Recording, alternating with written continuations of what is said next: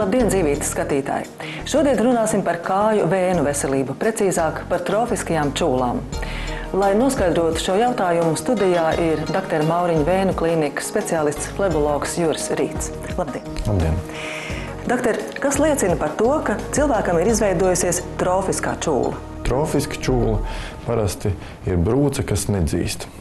Un šoreiz raidījumā es gribētu teikt un cilvēkiem atgādināt, ka normāli tas nav, ja kāda brūce nedzīst. Tātad cilvēkam pašam ir jāsaprot, ka ja kāda brūce, un parasti tā ir brūce uz kājām, ilgāku laiku nedzīst, tātad tā nav vienkārši brūcīte, bet tā ir trofiska čūla. Kāds būtu tas laiks, pēc kura būtu jāsāk satraukties, ka kaut kas nav normāli?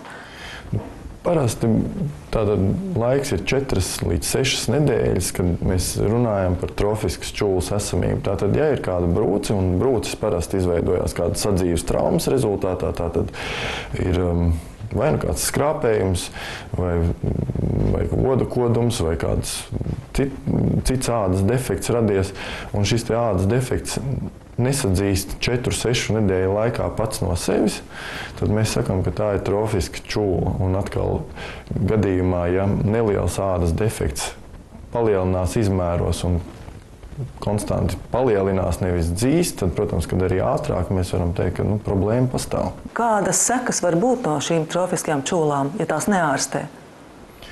Diemžēl šai saslimšanai ir tendence progresēt, un reiz esoša maziņa brūcīte, kas ir pavisam neliela diametrā, tātad būtu vienkārši arī izārstējama, nosakot iemeslu, kas nosaka šīs brūcītes nedzīšanu, tad sākuma stadijā to būtu viegli izdarīt. Savukārt, ja tā tiek ielaista, tad progresējot saslimšanai, brūces veidojās dziļākas, plašākas, aptver visu apakšstilbu, veidojās cirkulāras čūlas, kas, protams, prasa milzīgu darbu un milzīgu ieguldījumu, lai viņas vispār varētu sadziedēt. Doktor, vai pie jums bieži nāk pacienti ar tādām ielaistām trofiskām čūlām? Jā, lai cik tas nebūtu dīvaini un liekas, ka mēs tomēr informējam cilvēkus, bet katru vizīti, katru dienu mēs redzam jaunas, smagas, ļoti ielaistas, inficētas brūces, kuru ārstēšana nebūs vienkārša, nebūs ātra un būs ļoti sāpīga pacientam. Varbūt mēs varam uzskatām parādīt skatītājiem. Jā, dažas bildes, kuras varbūt nebūs tik estētiski baudāmas no pēdējām pieņemšanām. Tātad brūce, liela brūce, kas radusies laika gaitā un ir neārstētas virspusējo vēnu saslimšanas.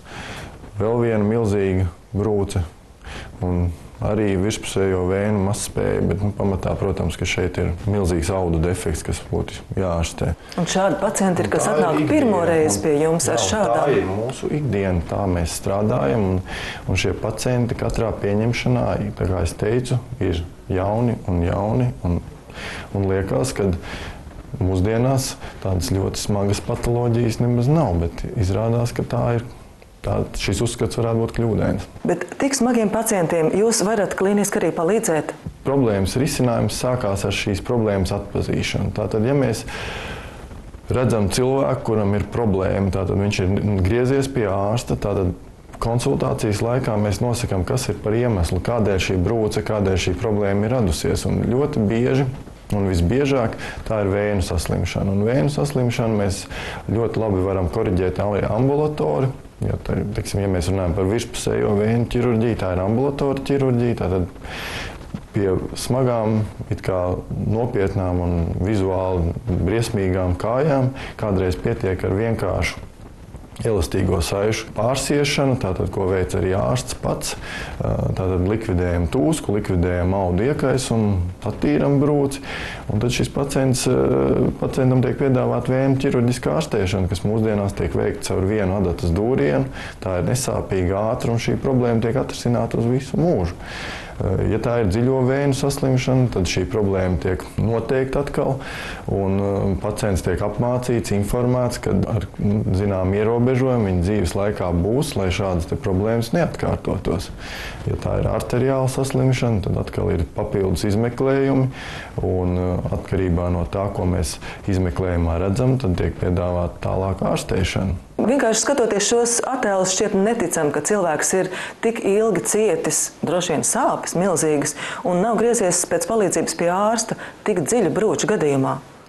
Jā, protams, ka šādas dziļas brūces ir sāpīgas un sāp, bet sākuma stadijā, tā kad vēl nebija šīs brūces, cilvēkam nebija faktiski nekāda problēma, varbūt nenozīmīga kāju tūska, ar kuru cilvēks bija iemācījies sadzīvot, bet sāpju viņam nebija. Un līdz ar to nākt pie ārsta, tērēt laiku, kad nesāp, tas ir zināms izaicinājums.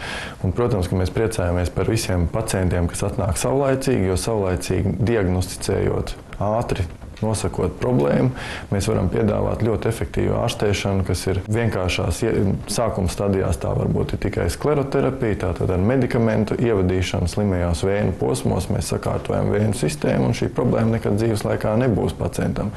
Nopietnākos gadījumos, kad ir nepieciešama ķirurģiska iejaukšanās, atkal sākuma stadijā ķirurģija ir maz invazīva, vienkārša, ātra, un atkal pacientam tiek sakārtota vēnu sistēma tādā stāvoklī, ka šādas brūces nekad nebūs.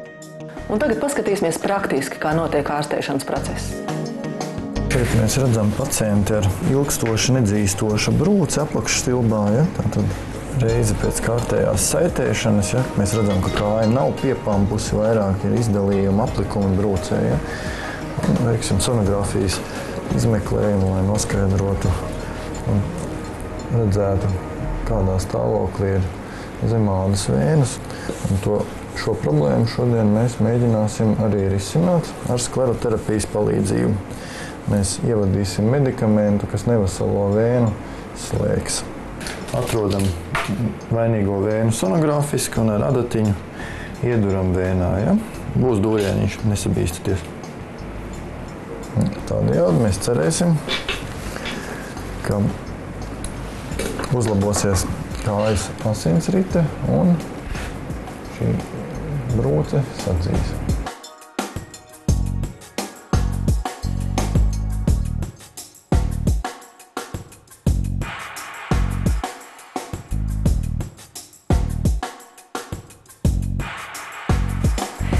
Paldies, doktor, par sarunu.